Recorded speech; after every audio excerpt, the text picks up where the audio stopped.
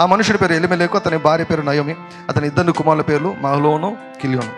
వారు మోయాబు దేశముకు వెళ్ళి అక్కడ కాపురం ఉండేది. ఇంతవరకు బాగానే ఉంది. 3వ వచనం చూడండి. నయోమి పెనిమిటి అయిన ఎలిమెలెకు చనిపోయిన తర్వాత ఒకటనేసాడు. ఆశీర్వాదం నుంచి శాపగ్రస్తానికి వెళ్ళిపోయాడు. యూదా దేశంలో ఉంటే చచ్చిపోయినవాడు కాదని నేను చెప్తాను. నేను కొంతమంది కొన్ని స్థలాల్లో ఉన్నారు కనుక చచ్చిపోతారు, కొంతమంది కొన్ని స్థలాల్లో లేరు కనుక బ్రతుకుతారు. హల్లెలూయా. గుర్తుపెట్టుకో, ఎప్పుడు కూడా గాలి ఎలా వీస్తే అలా పోవద్దు. దేవుడు చెప్పాడా లేదా? దేవుని సంప్రదించు. దేవుని సంప్రదించకుండా ఎలిమెలెకు ఏం చేశాడు? శాపగ్రస్తమైనటువంటి ప్రాంతానికి వెళ్ళాడు. ఏమవుతుందే, వాళ్ళు పోతున్నారు కదా, వీళ్ళు పోతున్నారు కదా అనుకున్నాడేమో. కానీ బైబిల్లో వీళ్ళ గురించి రాయబడింది. మిగతా వాళ్ళు ఏమన్నా యూదా ప్రాంతం అంతా ఏమన్నా ఖాళీ అయిపోయిందా? మిగిలిన వాళ్ళు అక్కడ ఉండిపోయారు కదా. ఎలిమెలెకు చనిపోయాడు అక్కడ.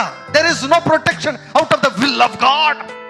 ఇక్కడ ఒక పోరాటం వచ్చింది, ఒక యుద్ధం వచ్చింది, ఒక ఇబ్బందికరమైనటువంటి పరిస్థితి తలెత్తింది, ఒత్తిడికి లోనే పరిస్థితి తలెత్తింది. అప్పుడు ఏం చేయాలి? నా బోధ వింటే ఏం చేస్తారంటే తట్టుకొని ఉంటారు. తట్టుకొని ఉంటారు. ఎందుకు తట్టుకోవాలి? ఎల్లకాలం ఇటువంటి పరిస్థితులు ఉండవు. హల్లెలూయా.